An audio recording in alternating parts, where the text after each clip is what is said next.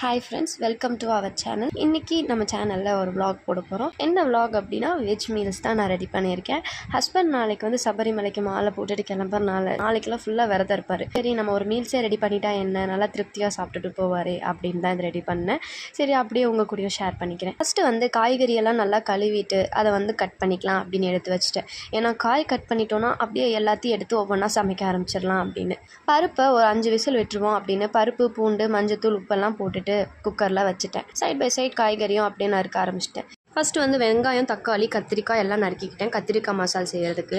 நான் சூப்பராலாம் சமைப்பேன் அப்படின்னு சொல்லவே மாட்டேன். என்றைக்கோ ஒரு நாள் சமைக்கிறது சூப்பர் ஆயிரும், என்றைக்கோ ஒரு நாள் சொதப்பிக்கும், எல்லாமே நடக்கும். ஆனால் இன்றைக்கி சாமிக்குன்னு சமைக்கிறனாலையும் என்னமோ தெரில, சூப்பர் டேஸ்ட்டாக வந்துருந்துச்சு எல்லாமே.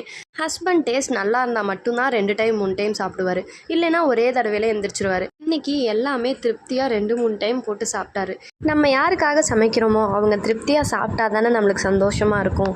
அப்படியே வெங்காயம், தக்காளி எல்லாம் போட்டு கத்திரிக்காய் மசாலும் செஞ்சுட்டேன். அது கூடவே கேரட்டு, முட்டைக்கோஸ் போட்டு முட்டைக்கோஸ் பொரியல் செய்வோம் அப்படின்னு நறுக்கி வச்சுட்டு சாம்பாருக்கு பருப்பு வெந்துருச்சு. தாளித்து விட்டு வெங்காயம், தக்காளி சேர்த்துட்டு அது கூடவே சவுசவும் சேர்த்தி கொஞ்சம் வணக்கிட்டு அதில் தண்ணி ஊற்றி மூடி வச்சுட்டேன். அது கூட சாம்பார் பொடியும் போட்டாச்சு. சவுசவ் நல்லா வெந்ததும் அதை வந்து அப்படியே பருப்பில் தூக்கி ஊற்றி ஒரு 10 நிமிஷம் மிதமான தீயில மூடி வச்சோம்னா நல்லா டேஸ்டியான சூடான சாம்பார் ரெடி. நல்லா டேஸ்ட்டாகவே வந்துருந்துச்சு. அது கூட கேரட், முட்டைக்கோஸ் பொரியலும் செஞ்சுட்டேன். காலையில் 9 மணிக்கு கிச்சனுக்குள்ளே போனேன். எல்லாத்தையும் சுத்தம் பண்ணிட்டு பாத்திரத்தெல்லாம் விளக்கி வச்சுட்டு வெளியே போக 12 மணி ஆயிடுச்சு. சாம்பார் மட்டும் இருந்தால் அது மீல்ஸ் ஆகாது அப்படின்றனால கொஞ்சோண்டு புளிக்குழம்பு வச்சுக்கலாம். ஆனால் வந்து பூண்டு, வெங்காயம் 2 போட்டு மட்டும் தான் வச்சேன், எந்த காயும் போடல.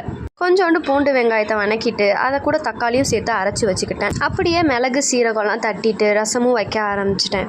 ரசப்பொடி போட்டு தான் வைப்பேன், இருந்தாலும் நான் வந்து சீரகம், மிளகு, பூண்டு எல்லாம் தட்டி போட்டு சேர்த்து தான் வைப்பேன். கொஞ்சம் பருப்பும் எடுத்து வச்சதுனால பருப்பு ரசமாகவே வச்சாச்சு.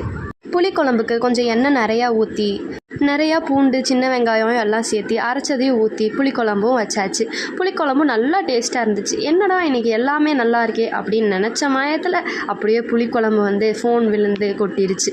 எப்படியோ கொஞ்சோண்டு மிச்சமாச்சு டேஸ்ட்டுக்கு, அதை மட்டும் எடுத்து வச்சாச்சு. வாங்க இன்றைக்கி என்னென்ன சமைச்சேன்றதை பார்த்துடலாம். ஃபஸ்ட்டு வந்து சாம்பார் சவுசவு போட்டு வச்சுருந்தேன். பருப்பு ரசம், கத்திரிக்காய் மசியல், கேரட், முட்டைக்கோஸ் பொரியல், புளிக்குழம்பு. காமிச்சது வந்து முழுசா, ஆனால் பாதி கொட்டிருச்சு. லாஸ்ட்டாக மீல்ஸுக்கே ஊற்றான பால் பாயாசமும் அப்பளமும் செஞ்சாச்சு. இதோட இன்றைக்கி vlog முடிஞ்சு. உங்களுக்கு பிடிச்சதுன்னா லைக் பண்ணுங்கள், சப்ஸ்கிரைப் பண்ணுங்கள், மறக்காமல் ஷேர் பண்ணுங்கள், பக்கத்தில் இருக்க பெல் பட்டனை கிளிக் பண்ணிக்கோங்க. தேங்க்ஸ் ஃபார் வாட்சிங்.